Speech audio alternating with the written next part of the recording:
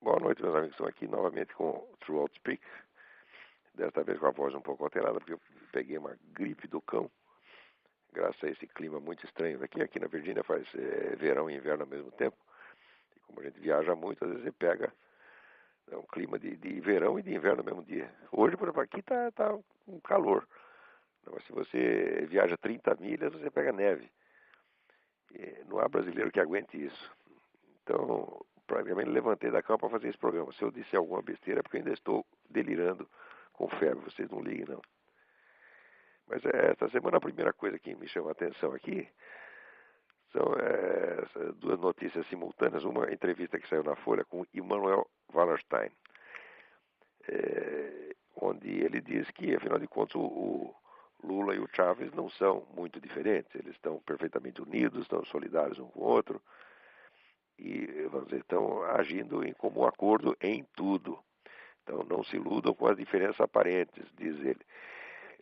O detalhe interessante é que esse Wallerstein, ele é um dos, junto com Istvan Mesaros e com Antônio Negri, é um dos três maiores teóricos do movimento comunista internacional. Ele é o equivalente do que seria nos anos 50 o Roger Garaudy e o Henri Lefebvre, né? E a Folha, ao dar aqui os créditos dele, diz apenas sociólogo norte-americano, pesquisador sênior da Universidade Yale e autor do livro Declínio do Poder Americano. Quer dizer que não informa ao leitor que se trata de um teórico comunista. Quando vai entrevistar um homem da direita, vem sempre o carimbo ideológico. Mas aqui, não, é preciso dar uma ideia de neutralidade para, vamos dizer, explorar a credulidade do leitor. Isso aí é típico da Folha, né, seu Otávio Frias? Esse seu jornalzinho é filho da puta mesmo, né? Mas a entrevista do Wallerstein é até significativa, tá certo? Porque ele diz, além disso que ele diz sobre o Lula, ele diz uma outra coisa muito interessante. Ele diz que a ascensão dos governos da esquerda na América Latina reflete um decréscimo real da influência americana sobre esta parte do mundo. Isto é uma grande verdade. Tá certo? Agora, tem muita gente aqui que não quer ver isso, não quer saber. Pior é que esse declínio começou de dentro. Isso aí começa com, vamos dizer, começa com a política latino-americana do Jimmy Carter. Né? Jimmy Carter sempre favoreceu esse pessoal da esquerda, depois o Bill Clinton fez a mesma coisa. E os governos republicanos que houve nesse ínterim não ligaram para a região, não fizeram nada. Isso quando não mantiveram exatamente a mesma orientação dos anteriores, como fez o George Bush. O... Agora, ao mesmo tempo que o Wallerstein diz que o Lula e Chávez são, no fundo, a mesma pessoa, vem a notícia de que no Fórum Econômico Mundial, esse senhor Jacob Frenkel, que agora é vice-presidente do American International Group, que atua em 130 países, homenageou o Lula porque o Lula se converteu ao capitalismo. Você vê que o Lula é uma figura realmente miraculosa, porque ele, ao mesmo tempo, ele é estritamente comunista e estritamente capitalista.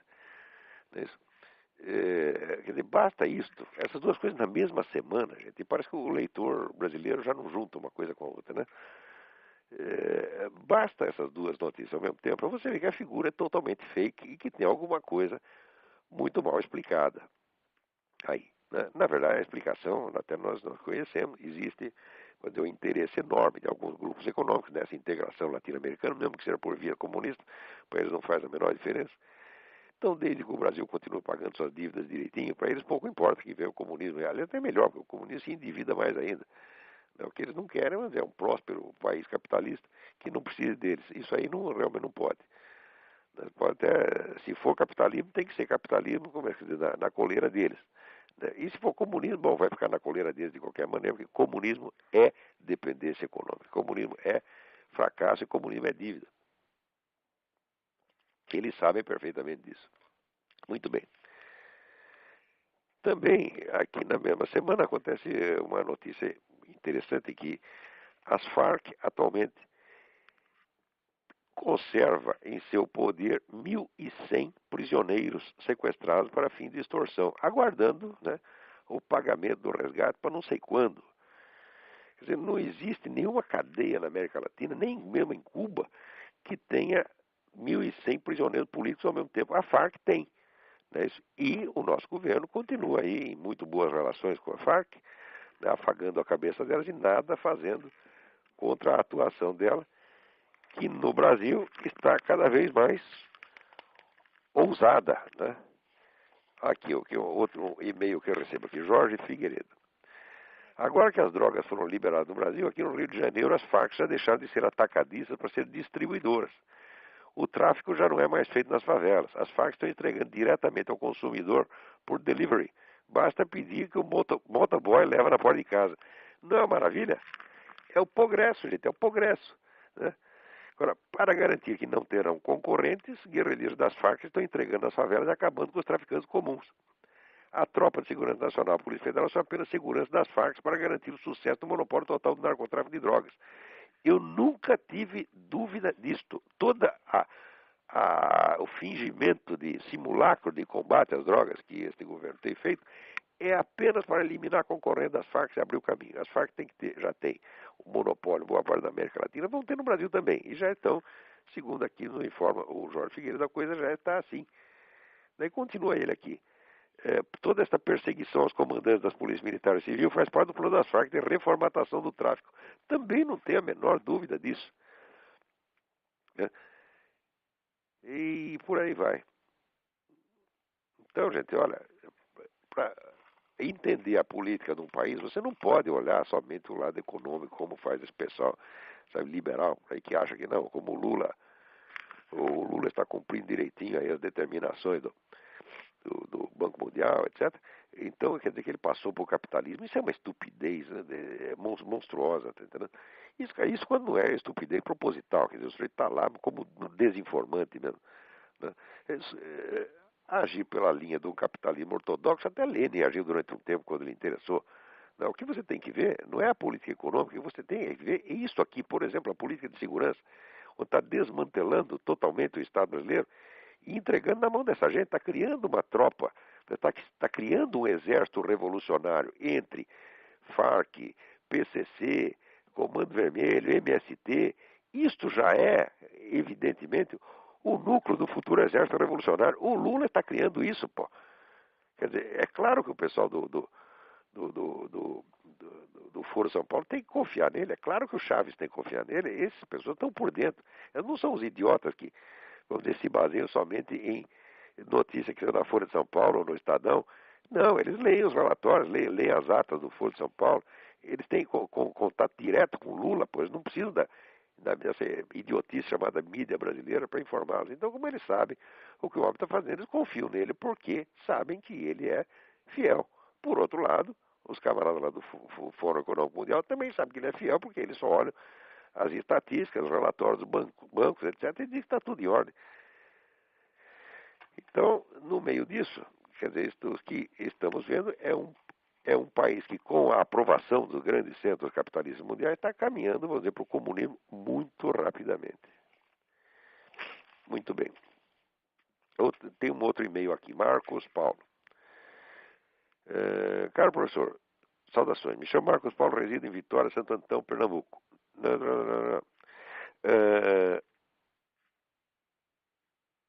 A TV Cultura irá colocar no ar um programa onde ombreia, pelo que se aduz, a chamada Chopin com o sambista Cartola.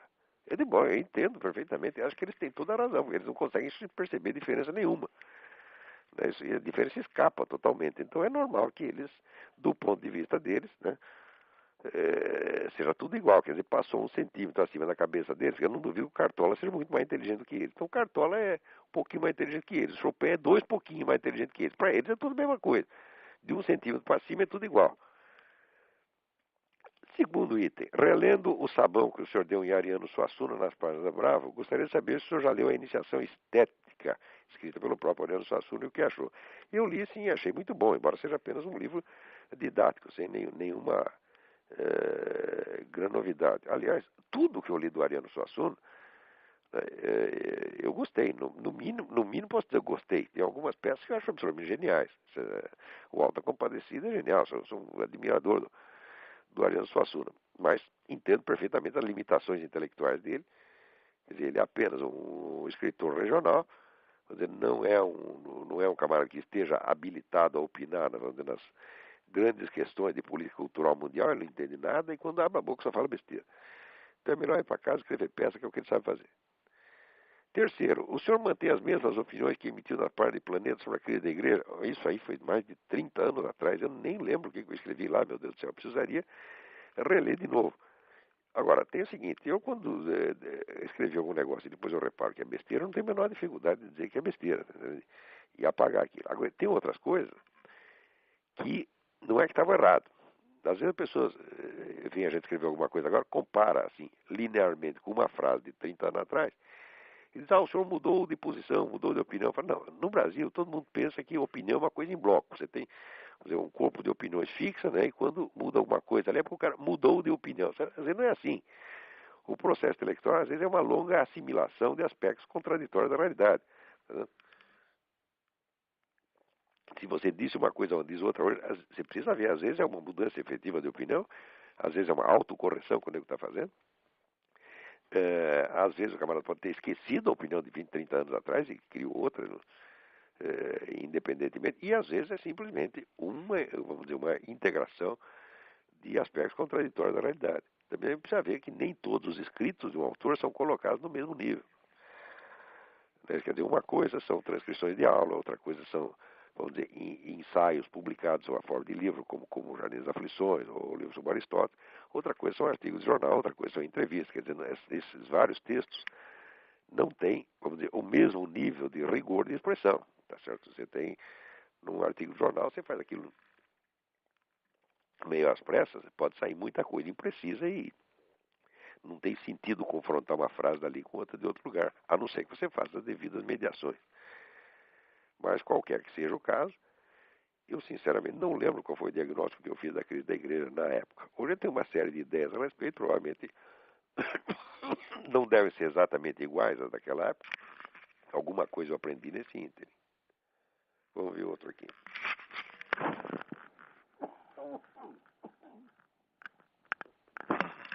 Aqui, Fernando Ferreira. É lícito afirmar a existência de um paralelismo entre a teoria dos quatro discursos e a gnoseologia aristotélica, quer dizer, a teoria do conhecimento de Aristóteles? Bom, a resposta é sim. Não apenas é lícito afirmar esse paralelismo, como eu mesmo, no final do meu livro sobre Aristóteles, eu já coloquei isso aí. Quer dizer, a teoria dos quatro discursos, essa sucessão, sucessão escalar dos quatro discursos, que vai do poético, retórico, dialético, lógico ou lógico-analítico. Isso aí, essa estrutura é exigida pela própria teoria do conhecimento de Aristóteles, que na realidade é a descrição de uma sucessão de transformações do material absorvido pelo sentido.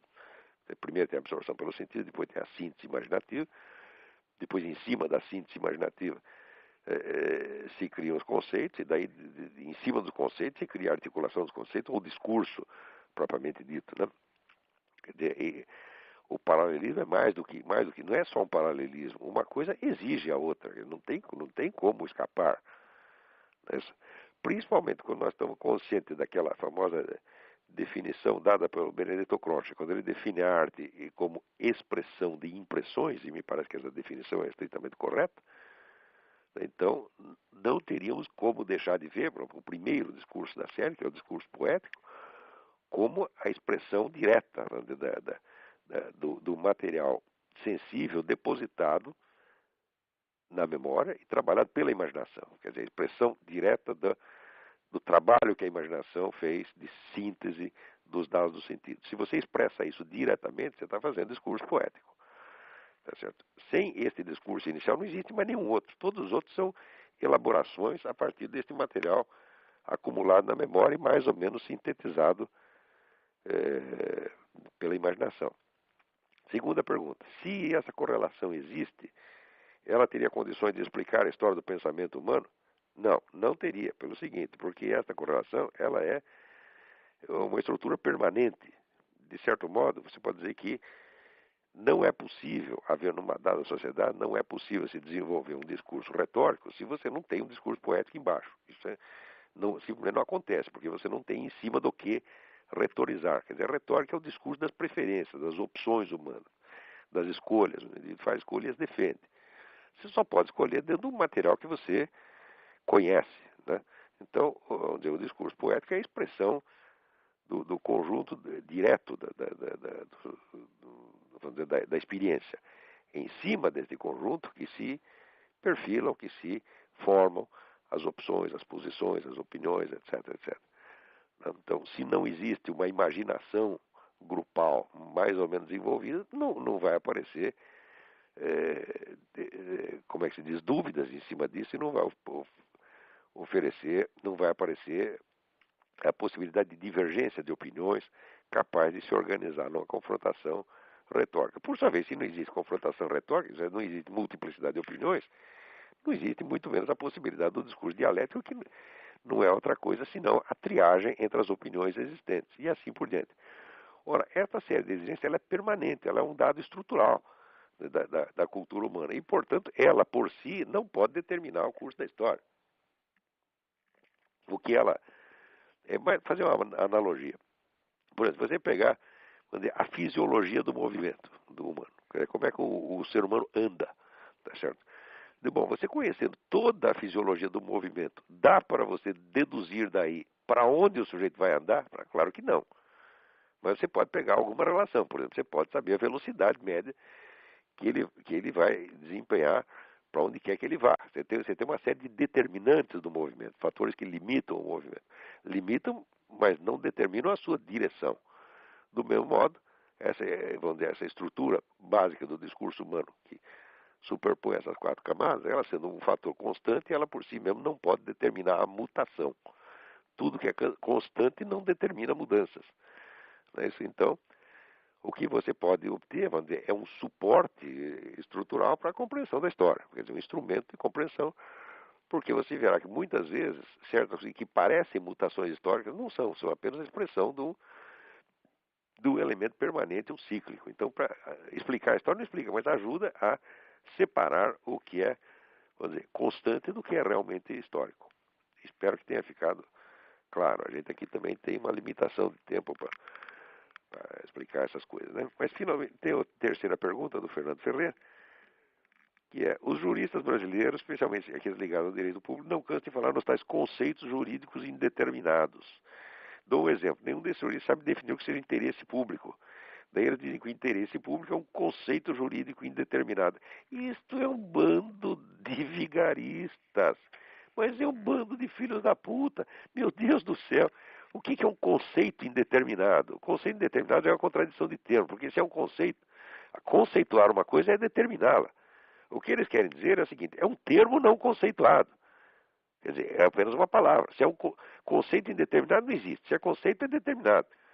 Agora, se você não tem a determinação, se você não tem o conceito, então você tem apenas o termo, você tem uma palavra que você conceituará diferentemente conforme lhe der na telha no momento. Isso é uma picaretagem sem mais tamanho. Se é o que eles querem dizer com conceito indeterminado já mostra a sua total ignorância, que eles deveriam chamar de termo indeterminado. Tá certo? Quer dizer, termo de significação indeterminada. Isso é possível. Você pode usar uma palavra qualquer, né? Você usa aí, inventamos a palavra ptux. O que é o ptux? Não sei. É um termo de significação indeterminada. Isso é perfeitamente possível. Assim como em álgebra, você usa uma letra lá para designar uma quantidade indeterminada que pode ser determinada no futuro. Se você tiver sorte e chegar ao fim do cálculo, você saberá qual é o valor daquele número. Isso é possível. Agora, conceito indeterminado, isso é a mesma coisa que dizer a quantidade não quantitativa, tá entendendo? Então, isso, além de ser analfabeto, esse é um analfabetismo proposital, tá entendendo? Quer dizer, eu entendo o que eles querem dizer. Quer dizer, um termo que você está usando, tá certo? Que tem uma pluralidade de sentidos e, portanto, não dá para você determinar naquele momento e pode ser determinado em outras circunstâncias. É isso que querem dizer. Mas se fossem camaradas capacitados, diriam exatamente termo de significação indeterminada, quando você só tem realmente o termo e não o conceito. Agora, conceito indeterminado é conceito não conceitualizado. Então, vão à merda. Isso é o que tem que responder para esses camaradas. Vão à merda. Agora, o brasileiro padece de um respeito excessivo por qualquer idiota togado, você está entendendo? Aparece lá um jumento vestido de juiz, as pessoas aceitam. Não é para aceitar isso, não é para respeitar essas pessoas. Se a gente faz uma coisa dessa, teria que ser tirado do seu cargo a pontapé, você está entendendo? Agora, Você lê a teoria do medalhão do Machado de Assis, o medalhão é isso, que o sujeito só tem a pose e a posição e por dentro não tem nada, é oco, é um monte de merda. Você precisa parar de respeitar essas pessoas. Por isso é urgente, a salvação do Brasil depende da destruição dos medalhões. O Brasil tem um número excessivo de medalhões per capita. Entendeu? Não dá para pagar toda essa gente, não dá para a gente respeitar todos esses caras. Esses caras estão sugando, quer dizer, as energias do país para lhes impor ao povo inteiro esse tipo de besteira. Ah, meu Deus do céu. Vamos lá, outra carta aqui. É o Leopardo. Aqui está escrito Leopardo. É Leopardo ou Leonardo? Agora não sei. O e-mail é Sigma Léo. E meu último e-mail eu tentava ver se ainda podia ver alguma coisa que se salvava no Concílio Vaticano II.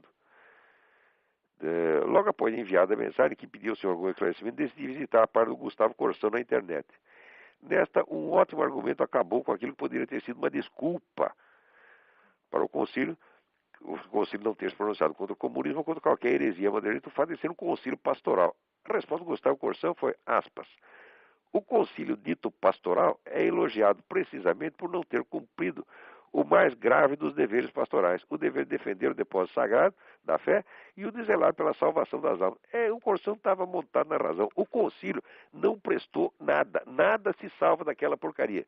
Porque, dizia São Tomás de Aquino, o ato bom é o ato que é bom nas suas intenções, nos seus meios, na sua execução e no seu resultado. O concílio teve intenção boa? Não teve. Por quê? Porque antes do concílio foi assinado o Pacto de Metz, em segredo. Quer dizer, o concílio nasce de uma trama secreta entre o Vaticano e o seu pior inimigo, tá certo? Quer dizer, o Papa mesmo, que havia acabado de assinar um decreto excomungando quem colaborasse com o comunismo, manda no dia seguinte colaborar com o comunismo. A coisa que nasceu assim já nasceu podre, tá certo? Muito bem, quando você vai ver, tendo nascido mal, como foram os meios de execução, foi só intriga e mentira para todo lado, a começar pela negação do próprio pacto, tá certo?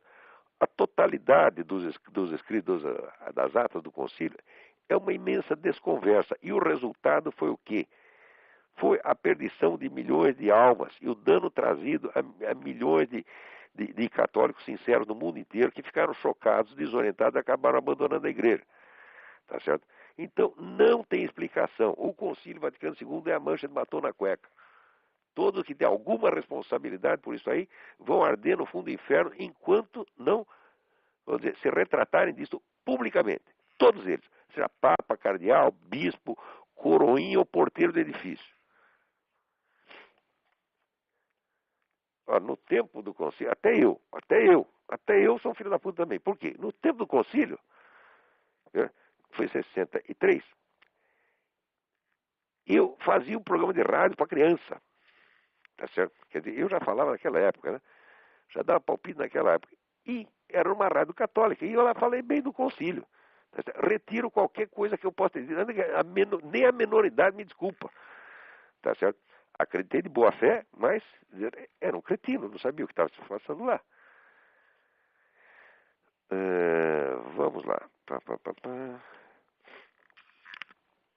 Aqui o Rodrigo Pedroso me manda um e-mail com um recorte da agência aciprensa.com, onde conta, se refere que é uma matéria da National Review.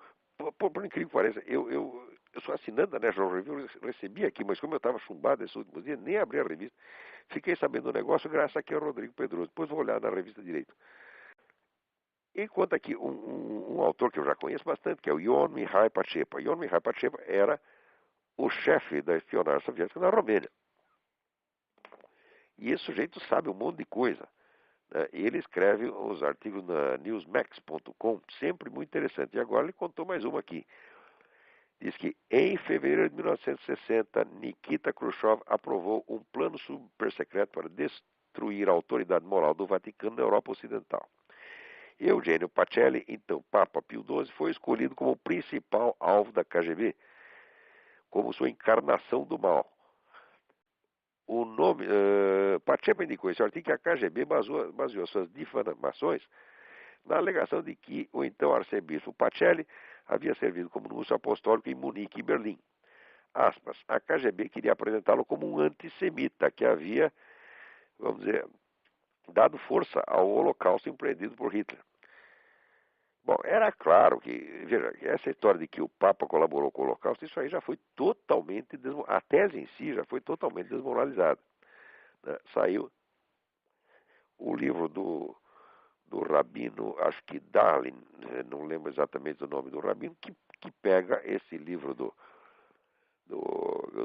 Papa de Hitler, escrito pelo tal de Cornwall, e reduz a pó de traque. Quer dizer, se alguém tem dúvida, depois eu prometo assim no, no outro programa eu dou o nome do rabino direitinho. Né? E olha, ninguém fez mais para salvar os judeus na Alemanha do que Pio XII. Pio XII pode ter o defeito que tivesse, eu vejo um monte de defeito dele, mas esse não. Ele não colaborou com o nazismo de jeito nenhum, ele foi o único sujeito que se mobilizou, enquanto os outros governantes do mundo estavam todos de braço cruzado, não queriam nem saber. Os judeus da Alemanha mandavam representantes desesperados aqui para os Estados Unidos para avisar as pessoas, ninguém acreditava, então fazia de conta que não acreditava. Enquanto isso, o Pio XII estava fazendo tudo o que podia para tirar o máximo de pessoas de lá de dentro. Tá certo? E aí no Brasil está cheio de gente que existe hoje. Por quê? Porque seu avô foi retirado da Alemanha pelo Papa. Se quer um exemplo, o nosso Otto Maria Carpo.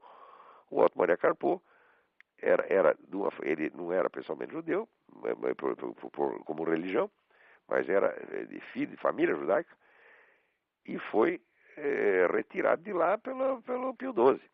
Tá certo? É verdade que chegou no Brasil se ferrou todo, porque, veja que coisa, deram uma carta de recomendação dele para o Alceu Amoroso Lima. O Alceu Amoroso Lima era um grão senhor, era um homem elegante, tá certo? Vaidoso.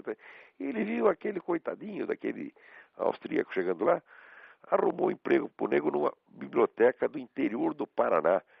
Quer dizer, matou intelectualmente o sujeito, né? Não foi capaz de discernir que ele estava diante de um crítico literário 1 bilhão de vezes maior do que ele.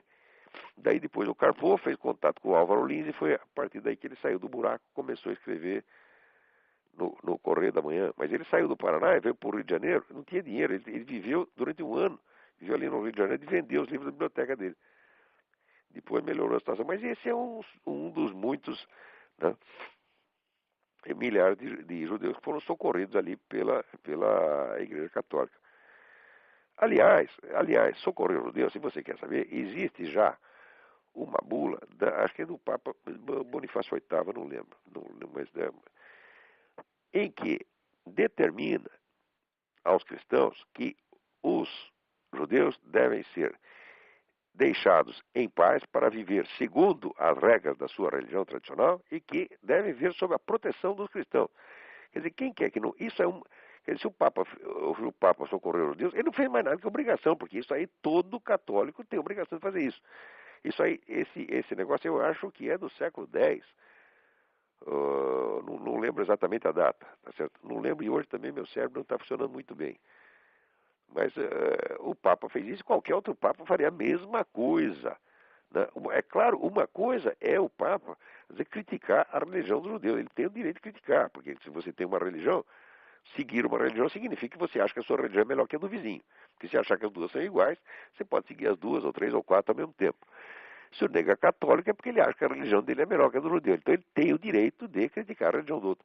Mas ele não tem o direito de fazer nada contra as pessoas. E ao contrário, tem o dever estrito de proteger. Isso é sentença papal, isso é decreto papal. Quer dizer, não o católico vem encher o saco, tá entendendo? Os judeus estão sob a proteção da igreja e tem que ficar. E quem quer que tenha feito alguma coisa contra eles ou se omitido na sua defesa, já está queimado. Vamos lá. Aqui tem uma história muito estranha, que diz que a cineasta Alexandra Pelosi, a filha da Nancy Pelosi, fez aqui um documentário contra os evangélicos americanos. É estranho sair isso no Brasil, porque eu vi aqui a entrevista da Alexandra Pelosi e ela falava até bem dos evangélicos. Ela falava, no fundo, eu tenho lá umas coisas contra, mas no fundo, eu acho que eles estão certos. Mas eu não estou entendendo direito esta notícia aqui. Muito bem, vamos ver o que mais temos aqui. Olha aqui, Pedro Costa me manda um artigo. Infelizmente ele não diz aonde saiu este artigo, né? Então eu peço, por favor, a todos que vão mandarem transcrições de jornal, de revista, põe a fonte direitinho, põe o lugar da internet, porque senão o pessoal pensa que a gente está inventando coisa, entendeu? Eu sei que não está, eu sei que a informação é autêntica porque eu tenho também de outra fonte, de um sujeito que foi preso, tá certo, na Inglaterra, porque ele estava distribuindo folhetos com transcrições das palavras da Bíblia do rei James, que falavam contra o homossexualismo, né? Então ele não pode mais, você não pode mais falar contra o homossexualismo. O cara foi para a cana, tá certo? É um militante cristão chamado Stephen Green. Quer dizer, não tem o direito de falar, mesmo que seja com palavras da Bíblia. Ora, se pode circular a Bíblia, então pode circular uma citação da Bíblia. Que raio de coisa é esta? Né? Quer dizer, o direito que se aplica a um texto inteiro se aplica a cada uma das suas partes. Dizer, se não for assim, não existe mais justiça, não existe mais direito, virou tudo bagunça. Tá certo? E a bagunça justamente que esse pessoal quer para instalar o direito do mais forte, quer dizer, aquele que grita mais, né? E você sabe que pouca gente grita mais do que esse pessoal gay.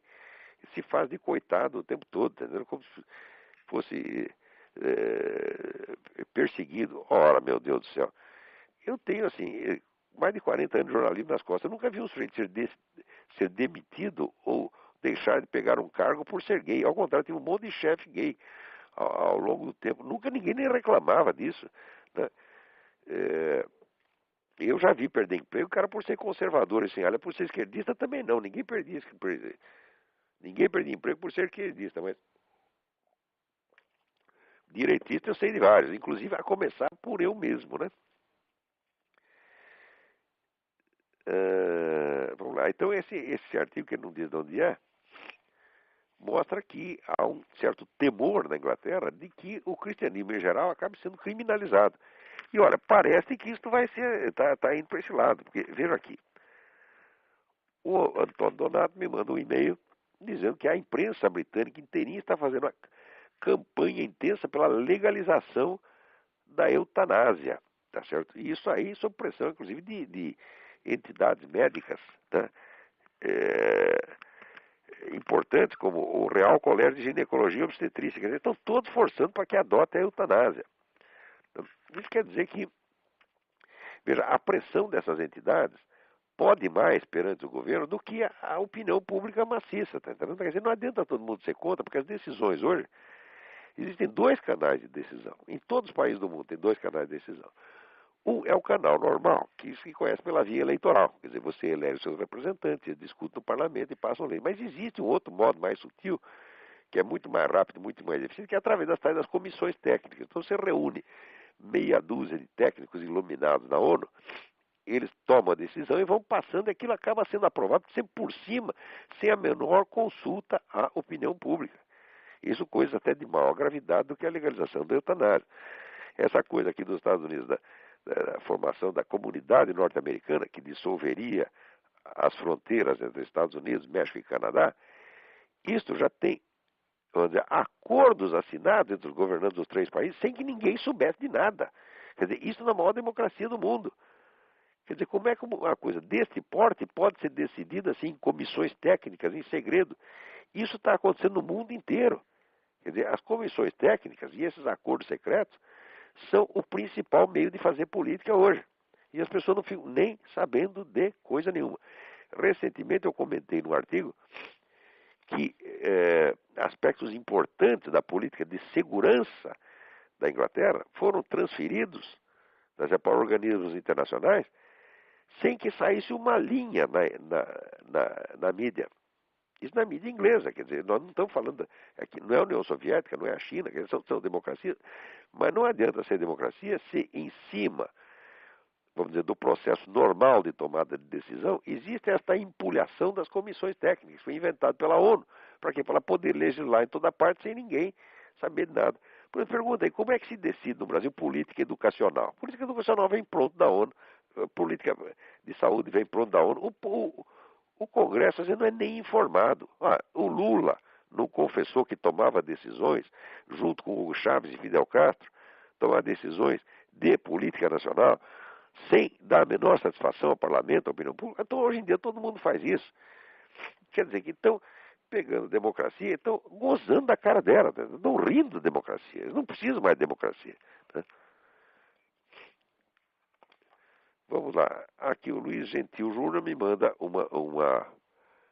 um e-mail contando aqui que, olha aqui, mostra a fotografia de um médico que foi brutalmente, o Dr. Aldo Consuegra Martínez e sua esposa Raima, foram brutalmente surrados pelas autoridades cubanas só porque disseram que queria sair do país. Isso acontece realmente. Então, quer dizer, veja, vocês conhecem algum jornal brasileiro que dê notícias periódicas sobre o estado das prisões políticas em Cuba, na China, nos países islâmicos? Não, ninguém dá. Todo mundo faz de conta que isso não existe. Que isso não existe. Uma vez eu perguntei ao Otávio Frias de Oliveira por que o jornal dele era tão enviesadamente anti-americano. Por que qualquer delitozinho real, imaginário da americana, fazia um forró-bodó, e quando era Cuba, a China, estava fazendo de conta que não existia. Ele me responde o seguinte: não, é justamente porque os Estados Unidos são uma democracia, nós ficamos mais chocados, etc, etc.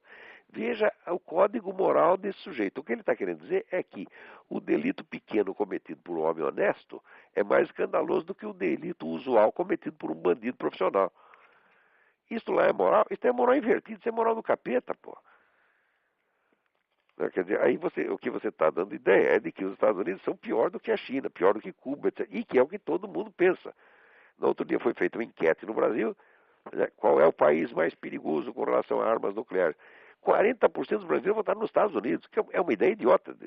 O mundo inteiro sabe que os Estados Unidos não oferecem nenhum perigo com relação a armas atômicas. Né? Isso só no Brasil. Se você for fazer essa enquete na China, eles vão votar em todo mundo. Pode votar no Irã, pode votar em Irã, mas nos Estados Unidos não. Agora, o brasileiro, 40% acha que o grande perigo é os Estados Unidos ter arma atômica. Eu digo, pelo amor de Deus. Ai, ai, ai. Vamos ver o que mais temos em matéria de... Vamos ver se tem alguém na linha aí para falar. Agora não tem ninguém, muito bem.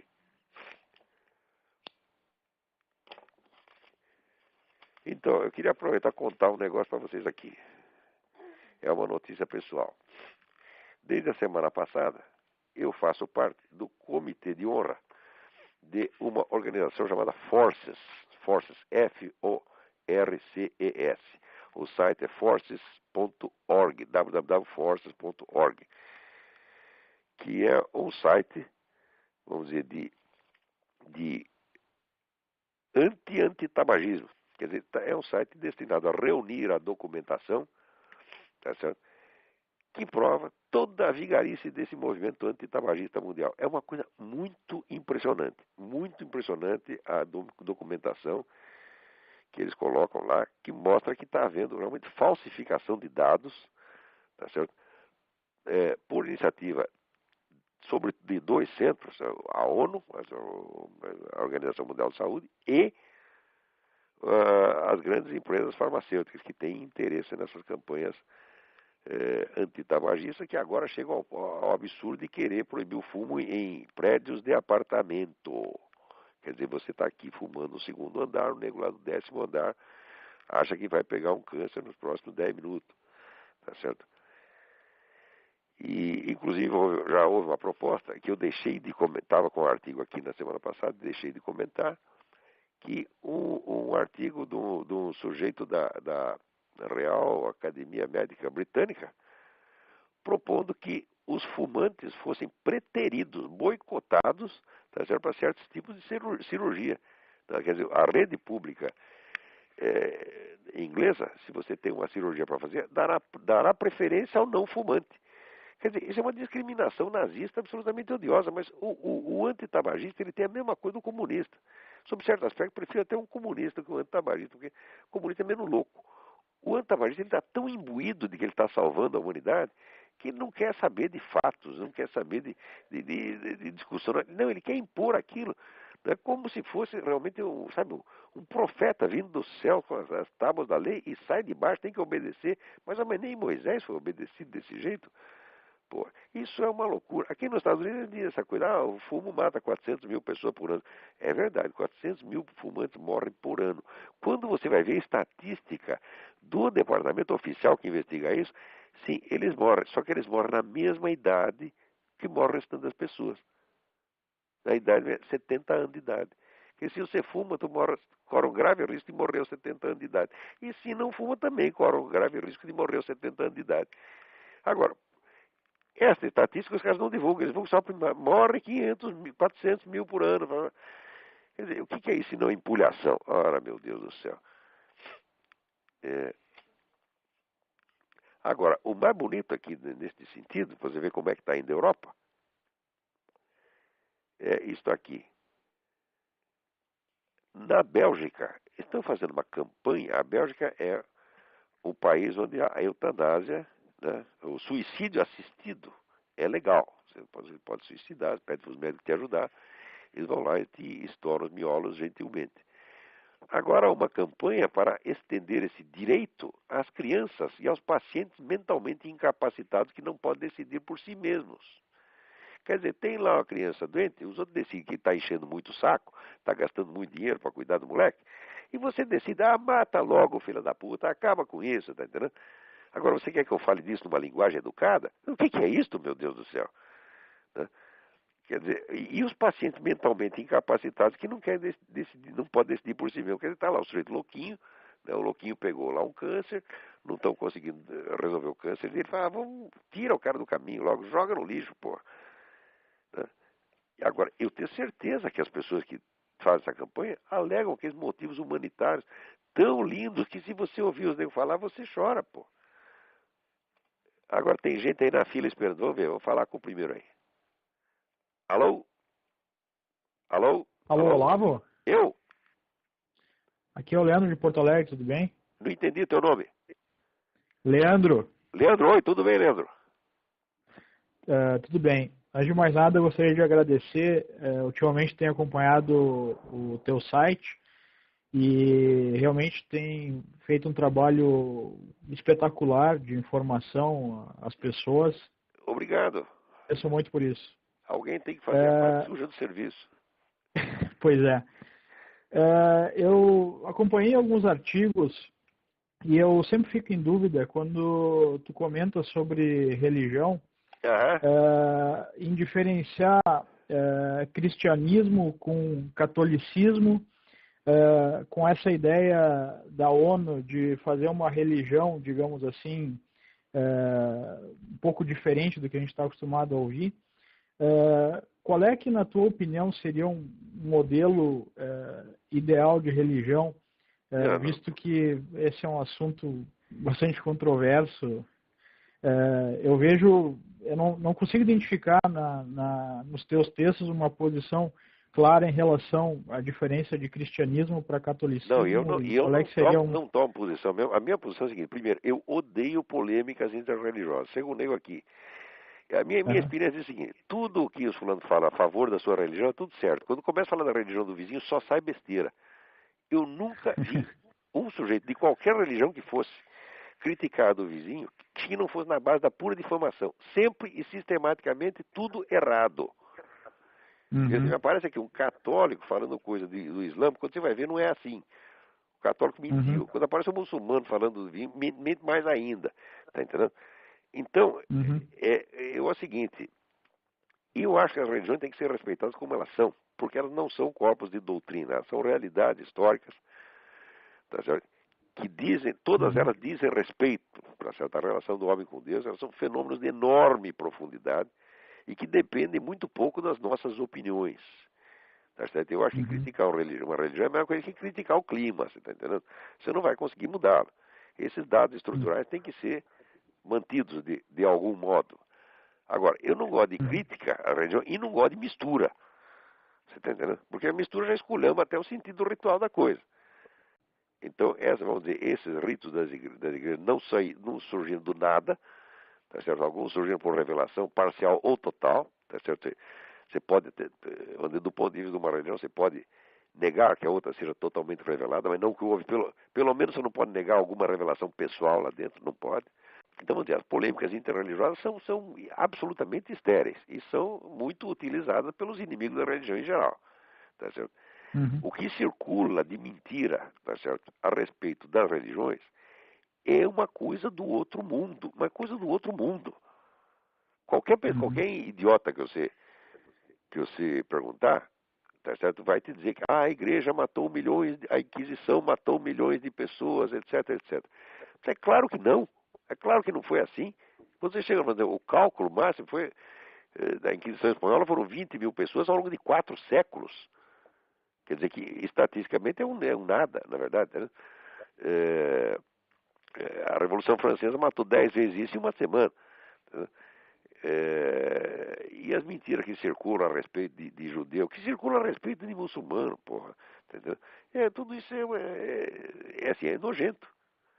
Né? Uhum. Então, eu acho que tomar posição nisso aí está errado. Se você quer saber qual é a minha fé pessoal, eu sou católico, sempre fui.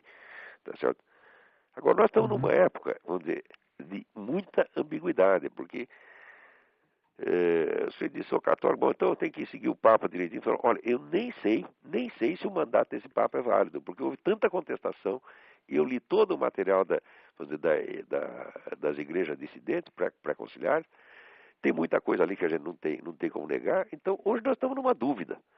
O Concílio Vaticano encheu todo mundo de dúvida. Quando você está em dúvida, o que você faz? Você espera e reza. Eu não vou sair condenando as pessoas à toa, tá? Eu não vou fundar uma outra igreja, não vou, como é que se, não vou tomar posição enquanto não souber a realidade das coisas. No Brasil, as pessoas acham que tem que ter Fica um opinião sobre tudo. pouco, Você topa, fica um pouco complexo, porque às vezes tu observas alguns padres católicos aqui no Brasil falando a favor de MST, Bom, isso nem de se fala. Quer revolução. dizer, eu tenho certeza de que a igreja que fez o Concílio Vaticano II estava todinha podre e infiltrada. Isso aí você tem a prova total hoje. Viu essa coisa da KGB que eu falei, ó, esse dado apareceu agora, mas quem não sabia que isso foi coisa da KGB? Todo mundo sabia. Agora, a KGB não era que fazia campanha de difamação. A KGB estava dentro do Concílio Vaticano II. Tá certo? Uhum. Então, como é que a gente vai ceder à autoridade dessas pessoas? Eu falo, não sei se você tem autoridade. Não sei e não sou obrigado a poder obedecer, caso de dúvida. Eu estou falando de consciência, tá entendendo? Então, as A questões única religiosas, defesa sim, contra isso seria a consciência individual. não tem outro jeito. Não tem outro jeito, você tem que rezar e pedir diariamente a Jesus Cristo que te ilumine, porque não é que você está contra a autoridade, é que a autoridade sumiu, meu Deus do céu. Você está entendendo? Exatamente. E está difícil saber onde ela está hoje. Né? Quem é que representa realmente a autoridade espiritual dentro do mundo cristão. Então, eu acredito que quem representa essa autoridade espiritual são as igrejas no seu conjunto. Você está entendendo? E eu acredito piamente na unidade profunda das igrejas cristãs. Acredito que o cristianismo é um só. Tá certo? E não creio que as divergências não possam ser resolvidas. Tá certo? Com outra religião é outro problema. Tá certo? Com relação aos judeus, já acabei de dizer o que eu acho. Tem que deixar eles fazendo do jeito que eles sempre fizeram. Tá? Isso aí é decreto papal, não é eu que inventei. E é de uma época em que não havia dúvida quanto a quem era a autoridade do mundo cristão. Tá certo? Então, esse decreto está em vigor. Quer dizer, a gente tem que proteger o judeu e defender o direito de ele seguir o rito dele. Tá? Acredito que fica mais centrado na figura de Jesus Cristo em si, ao invés quanto ao de alguns... protestantismo, tá certo? Olha, quanto ao protestantismo, eu não tenho como negar a autenticidade espiritual de muita coisa que vem dali. É claro que acontece. Como é que você vai explicar que o único país do mundo onde a religião cristã ainda é uma força política considerável seja um país protestante? Você acha que Deus ia deixar isso acontecer, isso só de cinismo? Quer dizer, se o protestantismo não tem nenhuma raiz autêntica dentro do cristianismo milenar, como é que pode acontecer uma coisa dessa? Entende minha pergunta? Entendi. Então, alguma coisa de bom tem ali. Não sei o que é, mas que tem. Também não sou eu que vou julgar isso aí, entendeu? Eu só não gosto de ouvir o sujeito falar mal da religião do vizinho. Te recomendo isso pra você. Pegue o que tem de bom, siga os conselhos do apóstolo, experimentar de tudo e ficar com o que é bom. Isso depende totalmente da consciência individual. Né? Que outro remédio você tem? Mas não deixa a consciência individual solta. Peça ajuda a Deus. Ok, muito obrigado. Obrigado eu. Vamos lá, quem vai estar na linha aí? Alô? Alô? Alô? Alô, quem está aí na linha? Alô, Olavo? Eu? Oi, Álvaro, do Canadá. Tudo bem, Olavo? Oi, tudo bem? Tudo bem. Olavo, bom, antes de mais nada, meus parabéns aí pelo teu programa, que não tem preço. Né? Obrigado, obrigado. Principalmente num espaço tão limitado como a gente tem em algo que se chama de mídia brasileira, né? Então, Pois é. bom, mas, Olavo, particularmente com relação a essa questão de educação, e, na verdade isso que eu vou me referir está ligado a uma deseducação.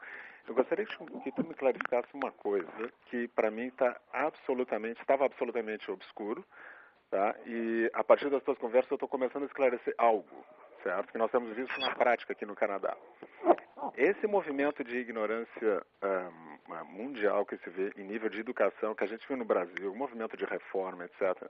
Por acaso isso está ligado a esses movimentos chamados de alta performance, como o do International Baccalaureate, que nasceu justo em 68 na Suíça, e me parece algo que veio extremamente em oposição àquilo que tem nos Estados Unidos, que é o Advanced Placement, quer dizer, está me parecendo isso aí, e aqui particularmente no Canadá a gente vê isso de uma maneira muito forte, né?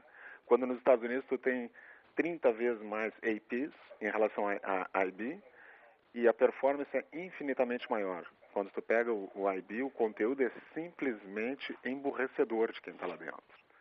Então, a minha pergunta para ti era a seguinte: por acaso está ligado àquele movimento de esquerda nascido a partir desse movimento europeu em 68, quando eles criaram esse IB? Porque a diferença de currículo é simplesmente assustadora. Isso já vem de antes.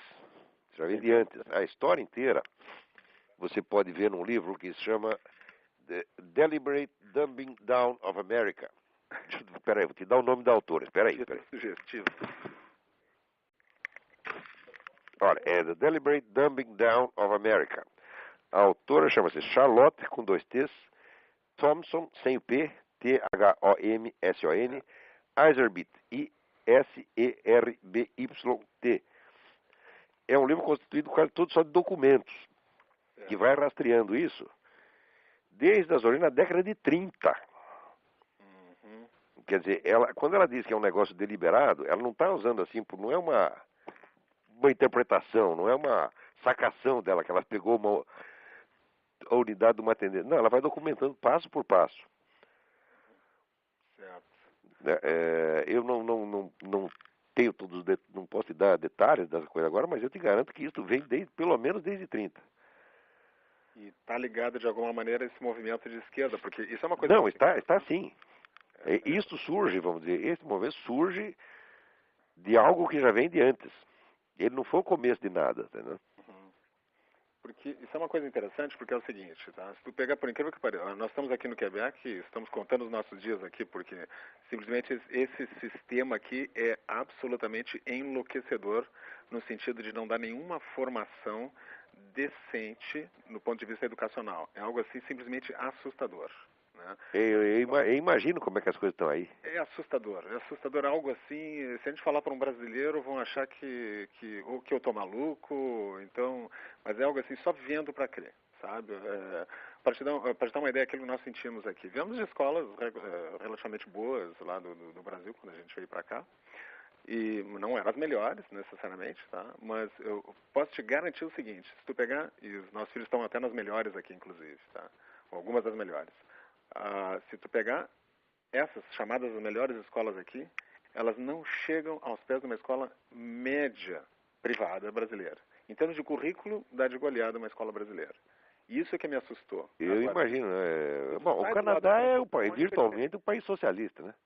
Exatamente, né? E como isso surgiu na Suíça, exatamente no ano daquelas revoltas na França, em 68, ano do AI-5 no Brasil, etc., me parece que o IB ele surgiu exatamente nessa época, né? E parece como uma contraposição ao AP. Aham. E não é à toa. Então, a partir daí me veio, poxa, não tem como os Estados Unidos não estar na posição de liderança que eles têm hoje. Para 14 mil escolas AP. O que salva aqui é o seguinte, é que você tem um monte de escolas particulares. Sim. E não é tudo regulamentado. Quer dizer, esse movimento vai, aos poucos, ocupando espaço, mas ainda tem uma margem de liberdade enorme. Certo. E o americano sabe usar isso, quer dizer, ele não espera as coisas do governo. Agora, num país como o Canadá, tudo vem do governo, você não tem para onde correr. É verdade. Uhum. É. Agora, eu vejo o seguinte, eu vejo que aqui, por exemplo, em ensino público, a gente vê que é um negócio nefasto mesmo, entendeu? Uhum. É verdade. Mas ainda falta muito para chegar no nível brasileiro, né? Uhum. Ainda está melhor que o Brasil, mas do ponto de vista ideológico, é uma coisa medonha, é um massacre. Uhum. Né? Certo. E não tem muito espaço para divergência, não, porque as pessoas nem imaginam que isso existe. Agora, tem muita escola particular que não é assim.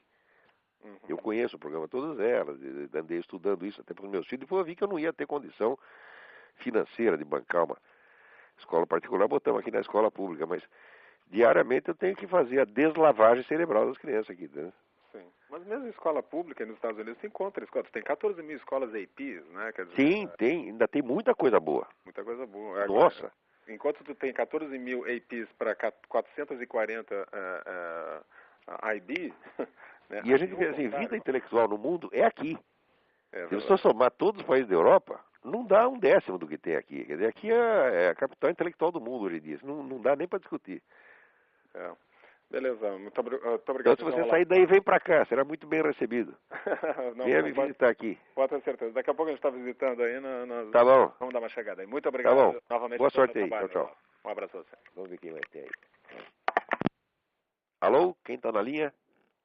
Alô? Alô? Alô? Alô? Quem está na linha? É o Luiz Afonso? Luiz Afonso, de Portugal? Exatamente. Epa! O Mendo Caterwin já procurou você ou não? Não. Passei o recado para ele. Ah, legal. Então logo deve procurar aí. Ah, legal. Tudo bem por aí? Como está a Santa Terrinha? Tudo. Pelo jeito não está tão frio quanto aí. Pela tua voz, parece que o frio do... Não, aqui do não é o inverno problema do frio, rapaz. Aqui é a mudança. Porque aqui onde a gente vive no ponto mais quente da Virgínia. Então aqui, durante o inverno, neva 2 dias. Tem dia que faz calor aqui mesmo. Mas você anda um pouco, daí você pega 10 abaixo de zero. E como a gente viaja muito, às vezes pega 3 climas num dia e fala, não, aqui aguente, pô.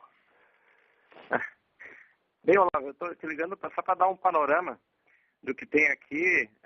Eu encontrei muitos liberais aqui, mas libertários, né? Agora tem dia 11 de fevereiro tem o plebiscito da descriminalização do aborto. E todos tá a pressão os medonha, liberais né? da internet, todos eles são a favor, né, da descriminalização. E toda vez que a Igreja Católica fala contra, eles dizem mais um ponto a favor do sim. Se a Igreja está falando que é contra... se a Igreja está contra, deve ser bom, né? Exatamente. Mas também, depois também desse tremendo esforço que a Igreja fez para se desmoralizar assim mesmo, o que ela quer? Conservar a autoridade intacta? Não dá, pô. E aqui também, os Estados Unidos aqui tá meio bem sujo, todo mundo fala mal. Também tem essa coisa, se o americano é a favor, deve ser ruim. Alô? Eu acho que caiu a linha aí do Luiz Afonso. Vê se caiu aí. Liga de novo.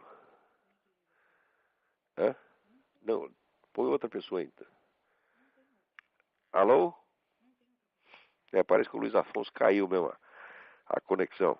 Mas vamos ter que ficar para a próxima porque o nosso tempo aqui acabou. Muito obrigado a todos pela atenção e até a semana que vem.